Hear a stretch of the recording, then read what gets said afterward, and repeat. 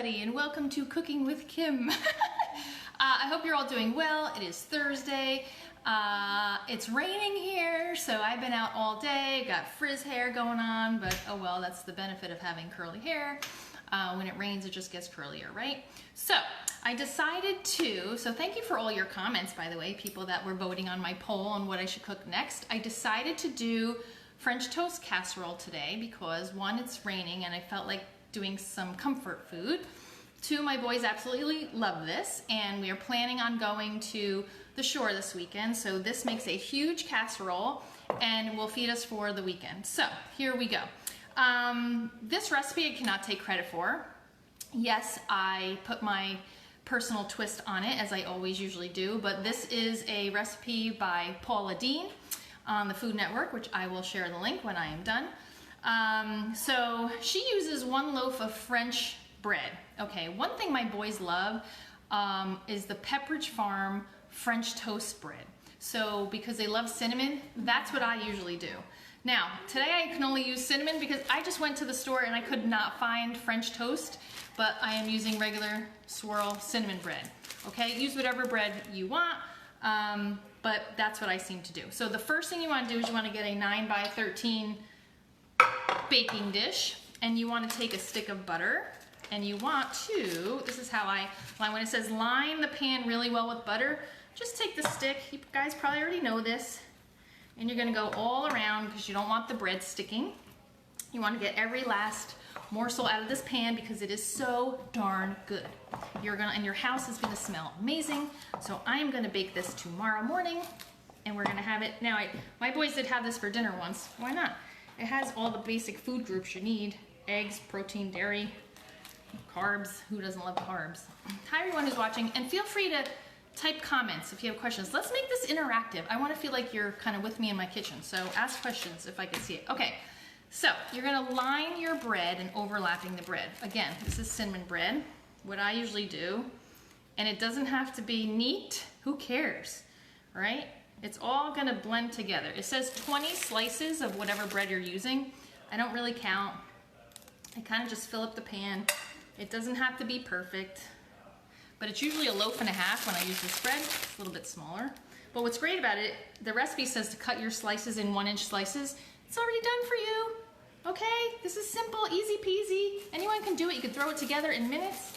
It's great for guests because it sits overnight, so you can plan ahead if you're having company. This is when I normally make this. I have to give a shout out to Karen Casella because she's the one that initially sent me this recipe, and I've been making it ever since.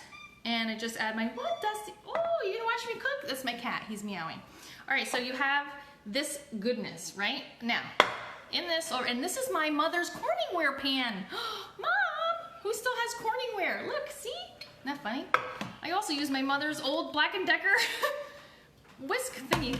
So, now, in your bowl, you're gonna get a big bowl. This is a Pampered Chef bowl. Trish, if you're watching, Pampered Chef, haha, shout out to you. We have 2 cups of half and half. I use fat-free because why not? Save a little fat when you can, especially now, oh my gosh. 1 cup of milk, any kind of milk you have in the house. We use lactate here. 2 tablespoons of sugar, 1 teaspoon of vanilla extract, and then a 1/4 teaspoon of ground cinnamon and a 1/4 teaspoon of nutmeg. Now, I actually ran out of nutmeg, but I have ground mace in my house. Does anyone know what mace is? It's not the spray you get people in the eyes with and then they can't see. It's actually, I learned this from Rachel Ray. Ground mace is just the outer layer of a nutmeg. It has a stronger flavor, but it's similar, so you can use that, or if you don't like the nutmeg flavor, just use cinnamon. That's totally fine. You could do what you want. And then there's a dash of salt in here, and then you whisk it up with either this, a regular whisk. You can use your KitchenAid mixer. I personally like this bowl because it pours, and you're going to pour it all over the bread evenly. Oh, the color, I'll tell you, it has 8 eggs, but use it because it looks so, it makes it so like fluffy and yummy, and it will look like a lot of wet mixture. Trust me, it soaks up in the bread. It's fine. It won't be too much. Ooh, it looks like a milkshake almost. I want to drink it. Yummy. Okay, so you're gonna do that. And then the recipe says to kind of just spoon in between the bread slices, so you make sure you get every bit of this yummy goodness in between. See the bread there? You wanna just soak it all up. Oh, it's so good. Yum. I'm telling you, I have done this where I've only let it sit for a couple hours because the boys wanted it for dinner, and it still tasted fine. I think it might just depend on if your bread is fresh or if it's stale. If it's a stale bread, it's perfect for French toast casserole. You might need, you know, the overnight. But again, overnight, there you go. Everything's in there. Okay, now I'm gonna cover this, put it in the fridge. The best part about this recipe is the topping, but I'm not gonna make the topping now because you really wanna make it tomorrow. But what the topping is, now it's Paula Dean. If any of you know Paula Dean, I used to watch her all the time on Food Network. She likes a lot of butter. So the topping calls for 2 sticks of butter. I cut that in half because 2 sticks to me is a lot. And I use a stick of butter. This calls for a cup of light brown sugar. I use half a cup of light brown sugar.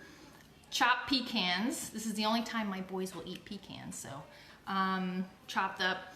And then corn syrup.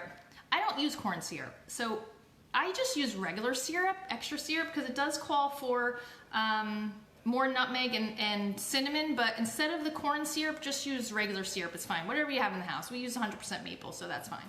And that will make the praline topping. So then tomorrow morning you take this out, and you're gonna make the topping, you're gonna soften your butter so it'll spread over the top. Oh my gosh, it's the best topping ever. And that's it. And then you have a great breakfast. But this makes so much for all of us. It feeds a lot of people, and that's it. So I hope you guys enjoyed that. I'm gonna make the shrimp one on a day when I feel like grilling. Right now it's not a good grill day. So maybe I'll even do that down the shore one time when I'm there. But I hope this helps, and feel free to ask me any questions in the comments. I'd be happy to help, and I will share the recipe in the comment link. Okay, have a great day, everyone.